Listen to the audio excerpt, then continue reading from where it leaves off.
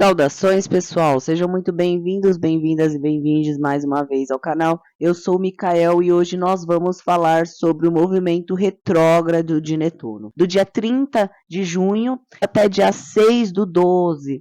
Ele inicia sua retrogradação no grau 27 e retorna até o grau 24 e 53. A zona de sombra do Netuno.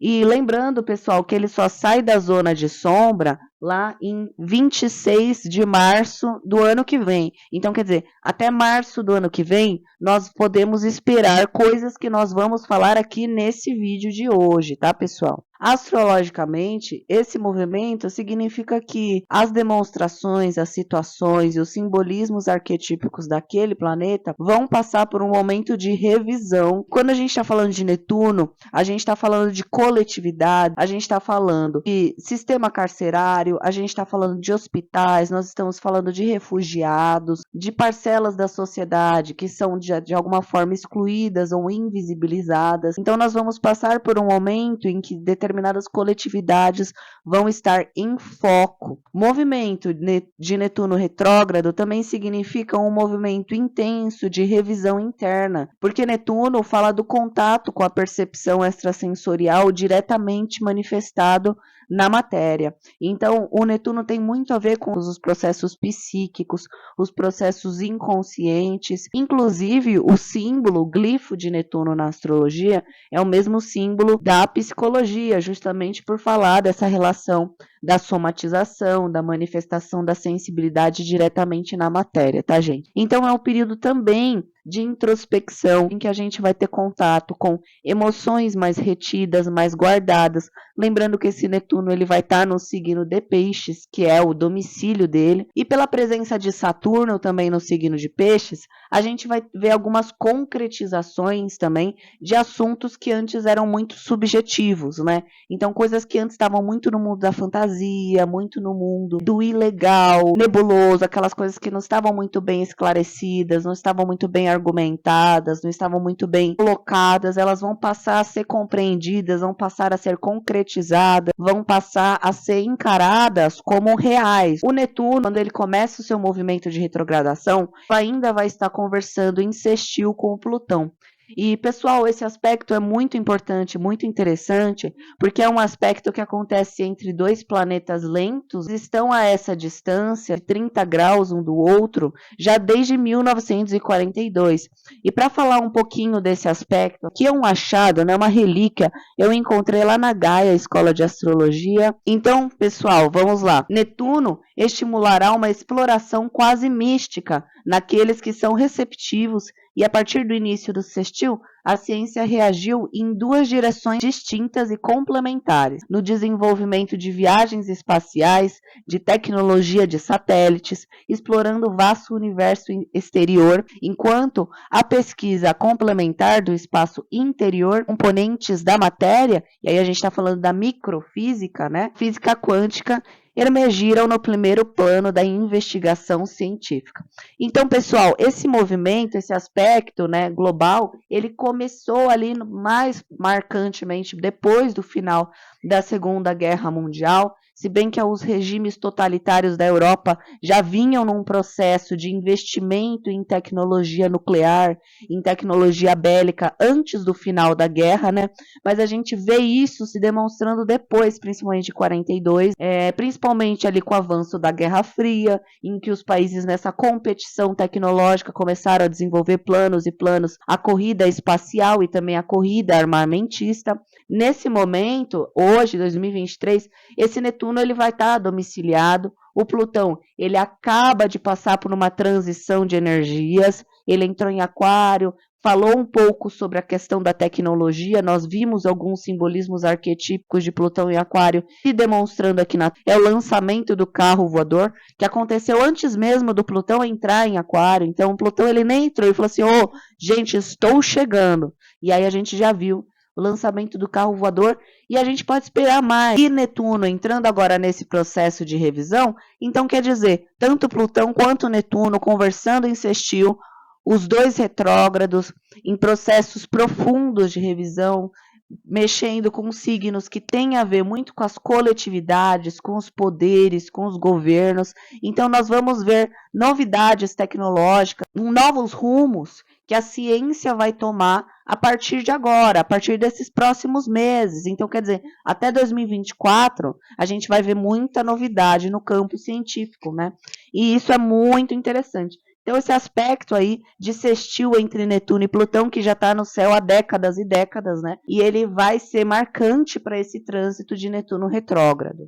E como eu coloco aqui no texto que eu escrevi, pessoal, momento delicado socialmente e humanitariamente falando, nos quais pessoas invisibilizadas como imigrantes, refugiados, população carcerária, parcelas excluídas e marginalizadas das sociedades entrarão em destaque. Poderemos ver regulamentações, diálogos e legislações a respeito dos mesmos, especialmente o envolvimento de grandes autoridades. A gente vai poder avanços nesse campo, né?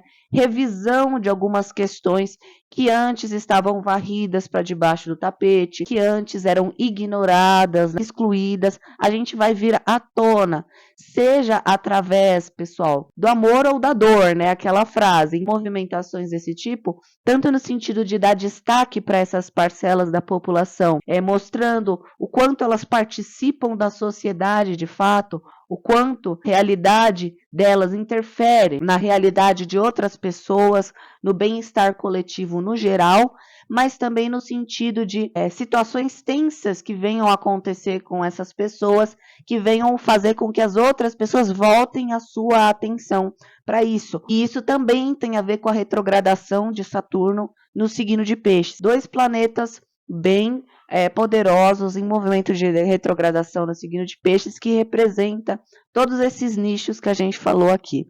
Assuntos ligados à religião, à espiritualidade e seitas político-religiosas vão ser revistas e reestruturadas. Então, a gente vai ver movimentações, novidades relacionadas a essas seitas, a religiões, a espiritualidade, né? Um momento em que novas religiões vão ganhar destaque, religiões antes que tinham estigma, que sofrem perseguição, vão passar a ter uma conotação, uma denotação maior ali nas notícias, as pessoas vão estar falando mais desse assunto.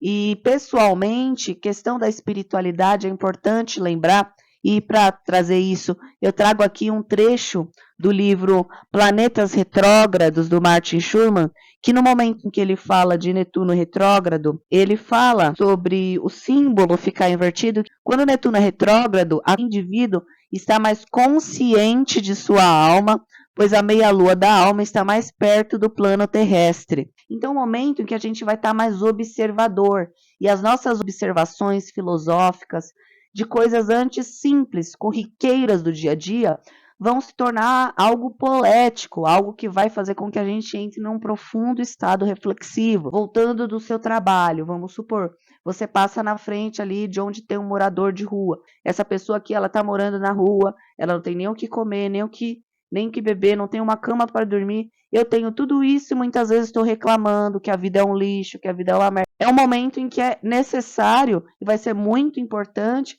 que a gente entre nesse processo de revisão interna. Coisas que a gente tem na nossa vida que não tem um valor que delimite, né? Coisas que não tem um ouro, não tem um dinheiro que compra, né? Justamente para que a gente aprenda a ter um valor maior para essas coisas subjetivas que muitas vezes não são nem materiais, mas que têm um valor enorme na nossa vida, tá, pessoal? Então, esse processo aí de revisão, de movimentação interna, que vai ser bem necessário e bem importante, principalmente para esse momento que a humanidade vive. Novidades e reabordagem sobre novos tratamentos medicinais, novo olhar sobre a saúde mental e emocional, novos estudos dessa área. Por outro lado, também indica a possibilidade do surgimento e descobrimento de novas doenças. Infelizmente, Netuno em Peixes é significador tanto de tratamentos, de curas e de pesquisa, quanto é significador de novas doenças, tá? Então, a gente pode esperar ambas das partes, né? E aí é interessante a gente também está cuidando da nossa saúde, tomar as vacinas e tudo mais, né, pessoal? Isso aí é de praxe, acho que eu nem precisaria falar, né? Da vida pessoal, atenção à saúde mental, é momento de dar vazão às emoções e vontades reprimidas e represadas. Meditação, contato com a natureza e mais água no dia a dia podem ajudar. E aí eu coloco 10 minutinhos por dia são suficientes. 10 minutinhos que você tira para pegar a sua água, o seu suquinho natural, alguma coisa assim que tem a ver com o fator aquático, né? Para equilibrar tendências do excesso da terra. E vai para o lado da terra, vai para o lado da natureza, para também dar uma equilibrada no nosso fator aquático. O que quer dizer? Terra e água, dentro dos simbolismos arquetípicos, estão representando a nossa vida subjetiva, a nossa vida emocional, as nossas afetividades, as nossas emoções, a nossa percepção extrasensorial e a nossa espiritualidade.